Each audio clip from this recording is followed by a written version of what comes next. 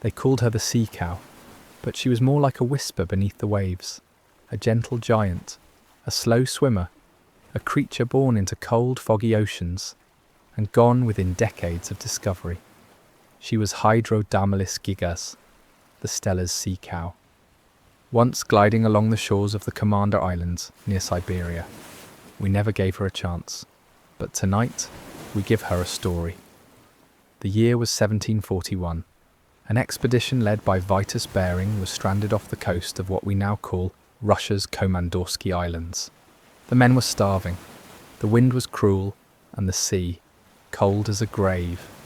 But there in the shallow waters, they saw something vast, floating like a brown log, breathing, peaceful. It was the Steller's sea cow, a massive marine mammal nearly 9 meters long, weighing up to 10 metric tons. She glided through the water, her body round and thick, like a manatee stretched into legend. But she wasn't a manatee. She belonged to a different branch of the family tree, the Sirenia, cousin to dugongs, yet built for colder seas. Her skin was thick, dark brown, and wrinkled like tree bark. She had no teeth, only bony plates for grinding seaweed. Her face was blunt, her eyes were small. Her flippers had no claws, only soft nubs, and she had no dorsal fin. What she did have was blubber, inches and inches of it, insulation from water near freezing, a built-in life jacket, and her voice we'll never truly know. But sailors wrote of sighs and groans, like someone talking in their sleep. She ate seaweed, just seaweed.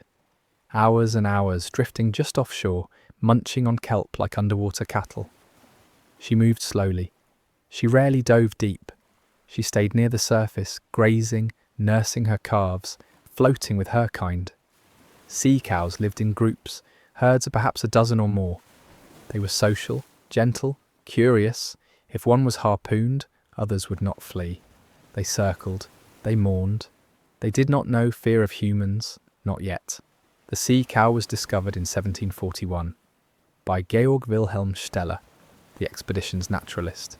He studied her, described her, documented her kind. He hoped she'd be protected. But sailors had other plans. They were starving. They needed meat, and the sea cow offered plenty, tons of it. Soon the news spread. Hunters came. They killed her by the dozens. They turned her into oil, rope, food.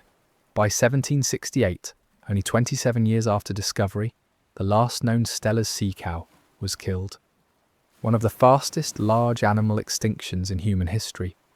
No photographs, no recordings, only sketches and bones.